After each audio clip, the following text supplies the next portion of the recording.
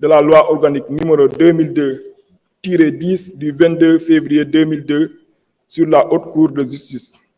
Il a par la suite informé que le ministre de la Justice, garde des Sceaux, a saisi le président de l'Assemblée nationale par lettre en date du 14 avril 2025 qui a pour objet la poursuite pénale à l'encontre de M. Amadou Mansour Faye, ancien ministre de la République. Dans cette correspondance, il a été indiqué qu'à la suite du rapport relatif à la gestion des fonds de riposte et de solidarité à la COVID-19 établi par la Cour des comptes, des enquêtes ont été diligentées par la division des investigations criminelles, DIC. En ce qui concerne le ministre du Développement communautaire et de l'équité sociale et territoriale, l'exploitation du rapport de la Cour des comptes a fait apparaître un surplus global facturé pour les achats de riz d'un montant de 2 749 927 498 francs.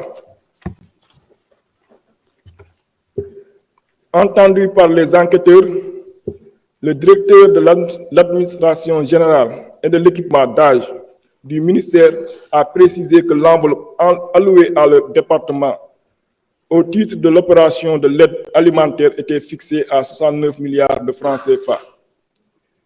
Il a ajouté qu'une partie de cette enveloppe, soit 59 milliards de francs CFA, était logée à la direction générale du budget du ministère en charge des finances. Ce montant de 59 milliards de francs CFA était géré par le coordonnateur du dit ministère. Le DAGE a également soutenu n'avoir eu accès qu'au reliquat de 10 milliards logés dans le compte de dépôt intitulé MDCEST Force Covid-19, ouvert dans les livres du payeur général au nom du ministère du Développement communautaire et de l'équité sociale et territoriale. Il a poursuivi en faisant observer que c'est le gestionnaire qui effectuait les paiements sur la base des pièces justificatives transmises par son ministre de tutelle, Amadou Mansour Faye, à son collègue des finances et du budget. Au regard de ces faits, seule une information judiciaire peut permettre l'audition du ministre qui reste justiciable de la Haute Cour de justice. En effet, selon l'article 101 de la Constitution, le Premier ministre et les autres membres du gouvernement sont pénalement responsables des actes accomplis dans l'exercice de leurs fonctions et qualifiés crimes ou délits au moment où ils ont été commis. Ils sont jugés par la Haute Cour de justice. Par ailleurs, en vertu de l'article 17 de la loi organique numéro 2002-10 du 22 février 2002 sur la Haute Cour de justice, la résolution de l'Assemblée nationale votée dans les conditions prévues à l'article 101 de la Constitution et portant mise en accusation devant la Haute Cour contient les prénoms, les noms et fonctions des accusés, l'énoncé sommaire des faits qui leur sont reprochés, et dans les cas prévus à l'alinéa 2 de l'article 101 de la Constitution, le visa des dispositions législatives en vertu desquelles est exercée la poursuite. Il résulte des enquêtes judiciaires menées sur la base du rapport de la Cour des comptes sur la gestion des fonds de la COVID-19, des présomptions graves et concordantes de complicité de détournement de deniers publics d'un montant de 2 749 927 498 francs contre le ministre de tutelle Amadou Mansour Faye, fait prévu et puni par les articles 45-3, 46, 152 du Code pénal et 140 du Code de procédure pénale. Sous le bénéfice de ces considérations, Monsieur le ministre de la Justice, garde des Sceaux, sollicite conformément aux dispositions citées ci-dessus sa mise en accusation devant la Haute Cour de justice. Intervenant à leur tour, vos commissaires ont salué cet exercice de reddition des comptes initié par le nouveau régime. Selon eux, il constitue un signal fort sur la fin de l'impunité et l'impérieuse préservation des deniers publics. Relativement à cette procédure, il a été précisé que la responsabilité du mis en cause ne peut pas être a priori écarté, d'autant plus que les ministres ont la qualité d'ordonnateurs de crédit. Au regard du montant conséquent qui aurait été détourné, il s'avère nécessaire de permettre à la justice de faire la lumière sur cette affaire. Par ailleurs, il a été soutenu que la non-présence du représentant de l'exécutif à cette présente séance de la Commission des lois constitue une violation du règlement intérieur de l'Assemblée nationale. En effet, l'article 43 du règlement prévoit que le représentant de l'exécutif doit assister aux séances des commissions. Sur ce point, des commissaires ont indiqué que cet article 43, logé dans le chapitre 10 du règlement intérieur, intitulé Commission spéciale et temporaire, par conséquent, il semblerait impropre de vouloir l'appliquer aux commissions permanentes qui sont régies par d'autres dispositions pertinentes. Enfin, Monsieur le Président a procédé à la lecture du projet de résolution concernant l'ancien ministre Amadou Mansour Faye. Le dit projet est annexé au présent rapport. À la suite de ce qui précède, les membres de la Commission des lois, de la décentralisation, du travail et des droits humains ont adopté à la majorité le projet de résolution portant mise en accusation devant la Haute Cour de justice de M. Amadou Mansour Faye, ancien ministre du Développement communautaire et de l'équité sociale et territoriale. Il vous demande d'en faire autant s'il ne soulève de votre part aucune objection majeure. Je m'en vais lire le projet de résolution. Projet de résolution portant mise en accusation devant la Haute Cour de justice de M.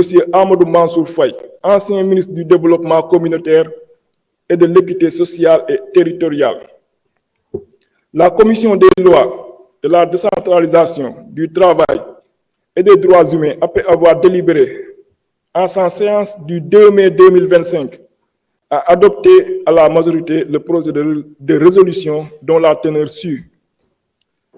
Considérant que par lettre référencier numéro 00000289/MJ/CAP/DC, en date du 14 avril 2025, le garde des Sceaux, ministre de la Justice, a saisi le président de l'Assemblée nationale d'une requête aux fins de mise en accusation de M. Amadou Mansour Faye, ancien ministre du Développement communautaire et de l'équité sociale et territoriale, devant la Haute Cour de justice.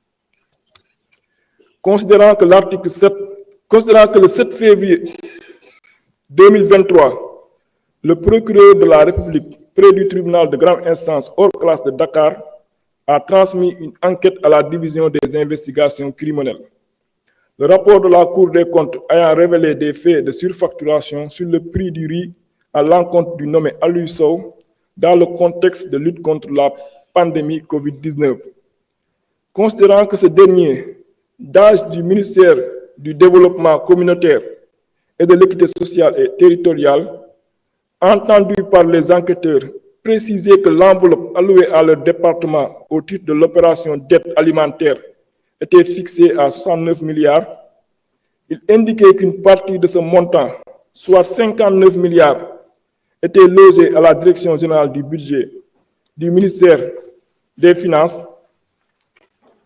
Ce montant de 59 milliards était géré par le coordonnateur du dit ministère. Il déclarait au titre des lignes budgétaires par lesquelles ces fonds ont été attribués qu'aucune rubrique ne leur avait été définie.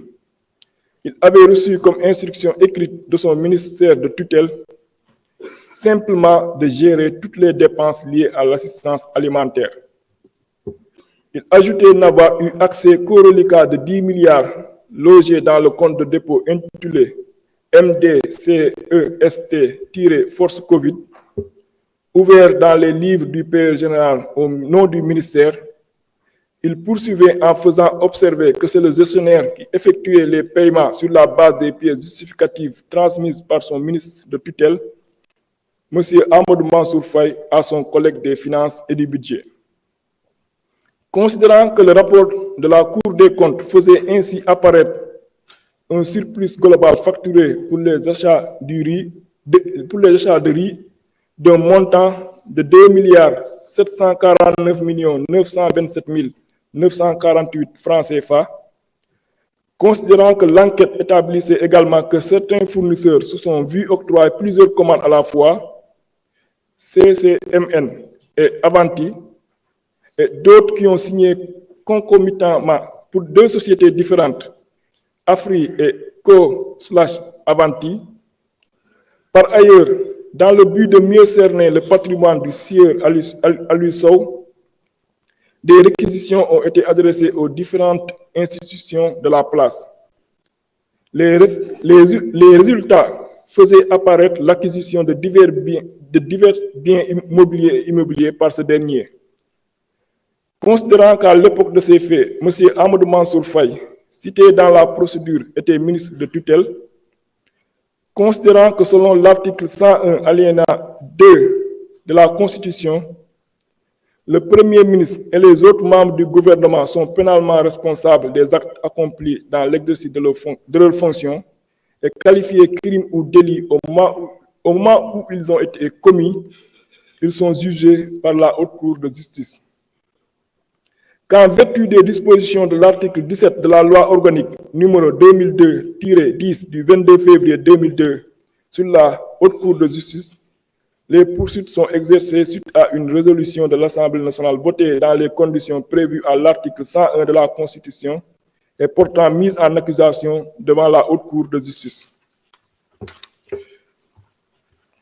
Considérant que les faits ci-dessus révélés laissent apparaître des indices et présomptions graves et concordantes d'association de malfaiteurs, de concussion, de corruption, de prise illégale d'intérêt, de faux et usage de faux en écriture privée, de commerce ou de banque, de détournement de deniers publics, d'escroquerie portant sur des deniers publics, de blanchiment de capitaux et complicité de ses chefs à l'encontre de M. Amadou Mansour Faye, pour un préjudice évalué provisoirement à la somme de 2 749 927 498 francs CFA. Considérant que lors de la commission de ces faits révélés par l'enquête de police, M. Amadou Mansour Faye exerçait des fonctions ministérielles.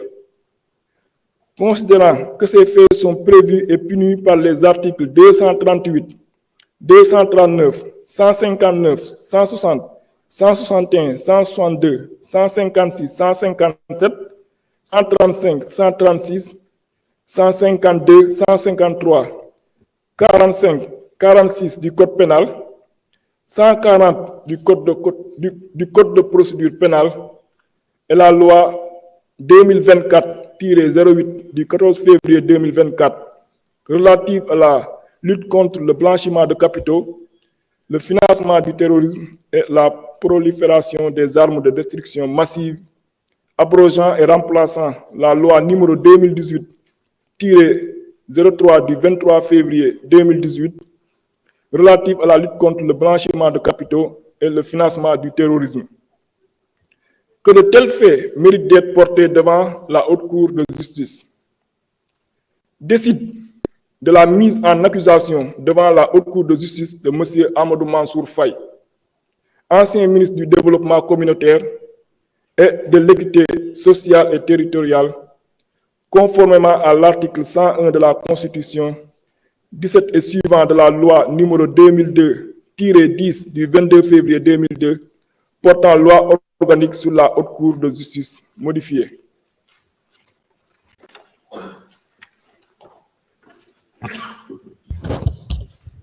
Je vous remercie, Monsieur le rapporteur. L'ordre du jour appelle l'examen du projet de résolution de mise en accusation devant la Haute Cour de justice de l'ancienne ministre Aïssatou Sophie Gladima. Veuillez procéder à la lecture du rapport.